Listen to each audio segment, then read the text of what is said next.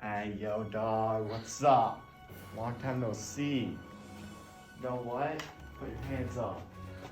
Oh, no. Oh my gosh. No, I am.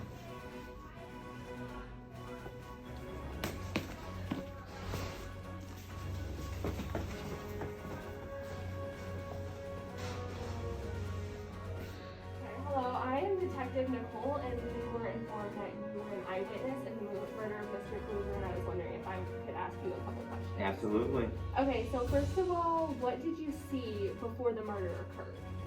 Well, every day, I go into Mr. Bixby's room and I say hello to him because he's next door, and I go see Mr. Kluger and I say hello to him.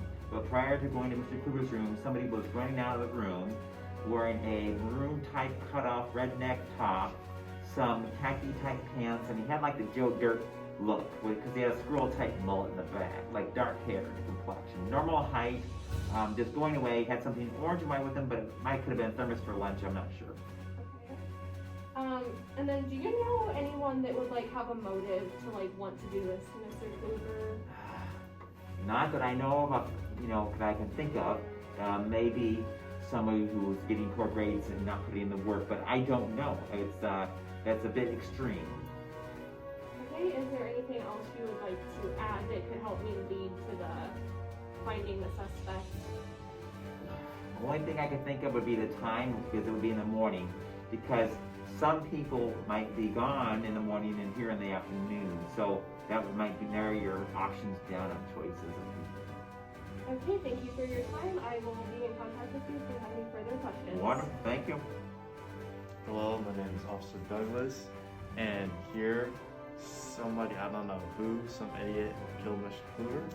So I'm gonna secure this crime scene so none of that evidence is tampered with, and the public does not mess with the crime scene and infect it. And why we do this is, if it isn't tampered with, then we cannot have, we will have the wrong information. And if we have the wrong information, we might arrest the wrong person. Case in point is, I know Bella here is innocent. And if I arrest her, then that's not going to be good. I can get fired for that. Hello, it's your favorite cop again, Officer Douglas. And I'm back here searching the scene. I'm doing a strip or parallel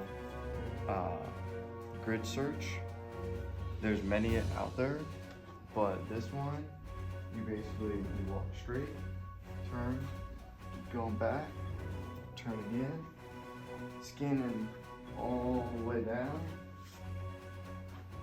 Make sure you don't miss any evidence. Ooh, there's some evidence right there. Put number 11 on there, sound like 11. See if that body's right there. Kind of dumb somewhere to shoot teacher. Just put one on the blood, put one on the magazine. Bullets stick out everywhere, so I'm gonna put number 10 on the bullets. And I think I secured this crime scene. There's labeled all the evidence. That's how you do it. Alright, so in our crime scene, you want to measure from the nearest walls. So right here we have some evidence which is fairly close to the wall, so lucky for us. So this would be 0 right here from this nearest wall to the middle, about 20 centimeters. And then we would also do this to the nearest wall and get assistance. It is 60. 60 centimeters, so... And I'm the medical examiner, and my job is to look into the deceased victim's medical history, look for any of the powder, residue, any DNA left over, and lately we've been looking over and we've only found hair, which a lot of the hair has been like found on this, like there's a piece right there, and yeah, that's it for medical examiner, and make sure like what blood spatters and that is in the foot tracks. Okay, so in processing a crime scene, the CSI or the crime scene investigators play an important role in this process. They have to wear a certain suit in the crime scene, which is called a bunny suit, and it is a white suit that contains PVC disposable boot covers, latex gloves, and a mouth guard to protect themselves and the crime scene from contamination. And they also use a approach path called the common approach path, and that is basically once they enter the crime scene from the caution tape, they have to place these stepping pads down to make sure they don't like step on any evidence or mess anything up, and they often place those along the way to the center of the crime scene. And then they basically just go around and collect evidence, put numbers on it, take pictures, and then they will sketch the crime scene. Alright, with the mag, you want to make sure that ammunition is taken out of it for safety protocol. And then you put it all into the bag, seal it up, and do the same thing you did before with the tape, sealing it so it doesn't break the chain of custody. And then next, you want to make sure you pick up all of the ammunition as well. But you want to use a tissue to make sure you do not get your own DNA on the evidence.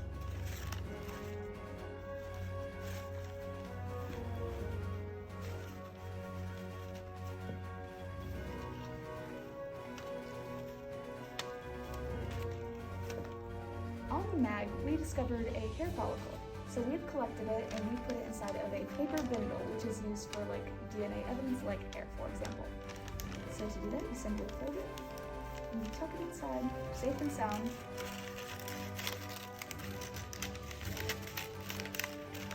And from there, you put it inside a bag with an evidence label containing the case number, evidence number, the location of the evidence, the description of the evidence, the date and time, and who it's recovered by.